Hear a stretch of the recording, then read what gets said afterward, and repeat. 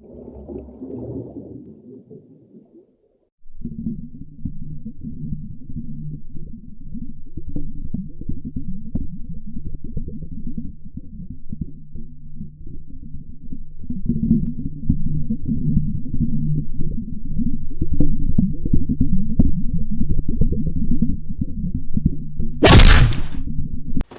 is Irritator Challengeri. He stands 8 foot tall and is roughly 25 feet long and weighs just over a ton. His unflattering name is a result of his long skull, which was discovered in very rough condition and was a massive pain for paleontologists to reassemble. Irritator is a member of the Spinosaurid family, the fish eaters. Spinosaurus are characterized by their long arms, large claws, extended vertebrae, and their crocodilian snouts. They are perfectly adapted to a semi-aquatic, piscivorous lifestyle and feast mostly on fish. We certainly see those characteristics in other semi-aquatic carnivores like the crocodilians, so alligators and crocodiles. And so it's pretty clear that, and those would have been independently evolved features. Our crocodilians have evolved those characteristics separately from the Spinosaurids and other animals. And whenever you see characteristics that are very similar evolve independently multiple times, that's a good indication that there's some strong selective pressure favoring those anatomies. The nostrils on top of the head, that makes perfect sense, because if you're talking about a semi-aquatic animal and being able to hang in the water, hidden largely below the surface of the water, with just the very top of your head, your eyes and your nostrils above the water, would be a really adaptive strategy for being able to ambush prey.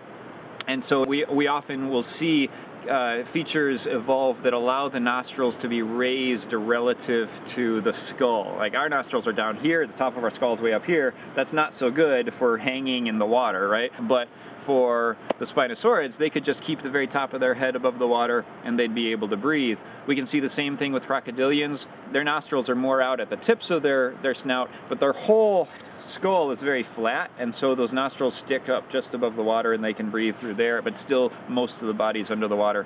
And even in non-reptiles, like we see this in beavers, they spend a lot of time cruising around in the water. Their top of their skull is very flat and their nostrils are way up high relative to the rest of the skull. A lot of reptiles, frankly, have very simple teeth. Complex dentition didn't become as widely used a strategy until we arrive at mammals, and there may be underlying developmental genetic reasons why that's the case, but conical teeth are really effective for grabbing and holding prey. So if you're going after fish, we see like dolphins and toothed whales have evolved conical pointy teeth from ancestors that had much more complex teeth, because being able to sort of grip and hold prey in the water is really the most important thing. You're not processing prey. So when we eat food, we process the food with our teeth before we swallow it. We do a lot of chewing first. Things that live in the water and are going after prey in the water generally are not doing a lot of chewing. They're just swallowing it whole. Even the crocodilians, that again, they're sort of my go-to example because their life history probably is so similar to the Spinosaurids.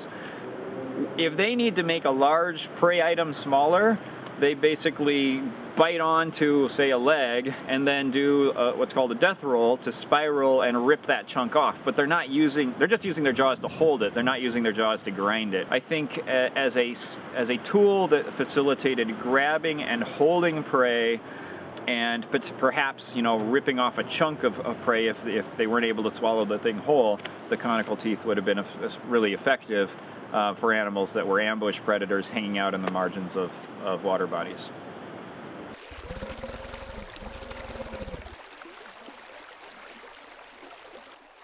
During droughts, water sources may dry up completely until the start of the monsoon season.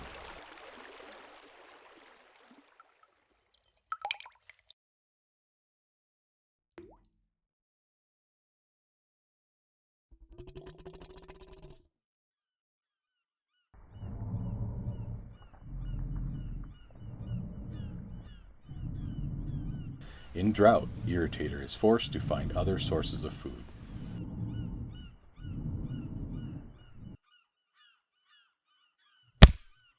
This is Ludodactylus sabicki. Ludodactylus is part of the clade of prehistoric flying reptiles called pterosaurs. Although they are closely related and lived during the same time, pterosaurs are not dinosaurs. Most Ludodactylus grow to 13 feet in wingspan, but this is a juvenile. Her lack of survival experience will cost her.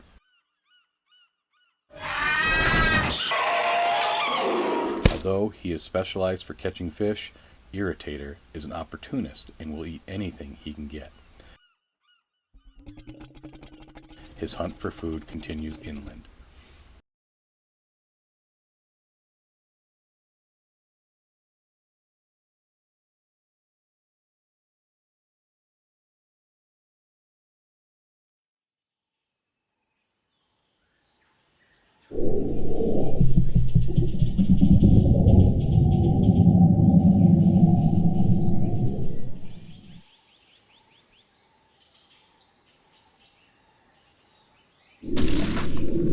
It appears that the Irritator has some company.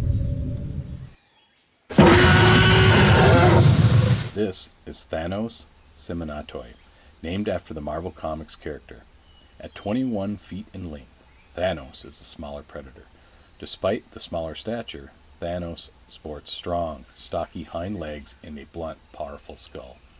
Thanos is part of the family Abelisauridae, who are characterized by short skulls, stocky bodies, head adornments, and vestigial arms. Vestigial features are basically remnants of features that had evolved historically under selection favoring that particular characteristic or that particular feature, and then subsequently the role of that feature in a particular lineage of organism is lost. And so if there's no selection favoring the retention of that feature, then it might kind of hang on because all of the developmental pathways that cause it to develop in the young animal are still there, and it'll kind of continue to be produced. But if there's nothing favoring the retention of that, then you've got energy being invested in the production of this feature that's not actually providing any benefit to the animal. And so over evolutionary time, generation after generation, what we often see is a reduction or partial or complete loss of that feature. A good example of this is limbs in snakes.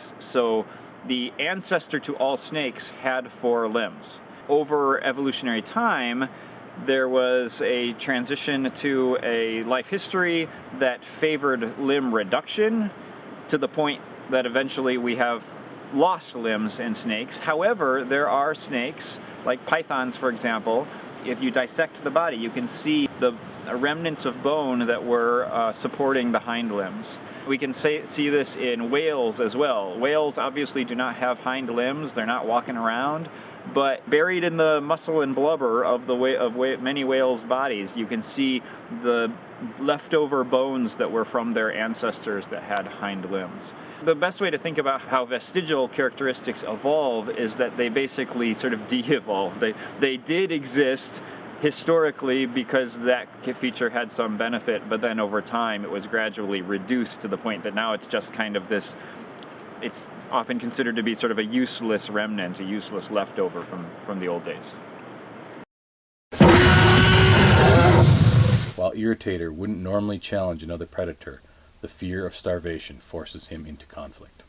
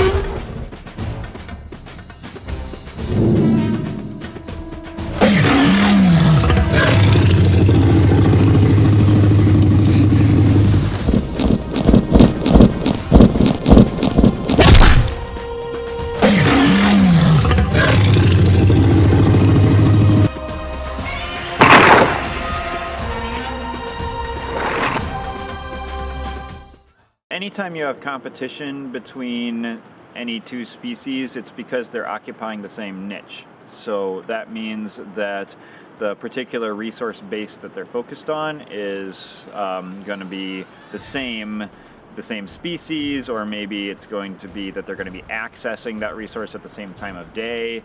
Somehow they're going to be in direct interaction with one another. If you're thinking about sort of in evolutionary terms, like how is it that two different large predators might evolve to come into competition with one another, that is largely going to be driven by the availability of that resource base.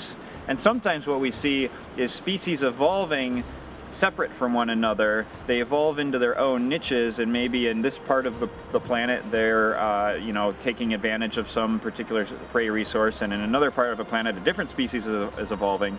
But then conditions change, environments change, and that causes those two species of carnivore to come into contact with one another, and now they're sort of thrown into competition. So there are lots of different ways that those sorts of competitive interactions can come to be. It's not generally the case that they would sort of simultaneously evolve in the same area, specializing on the same resource. It's more that they would evolve separately and then be brought into contact with one another.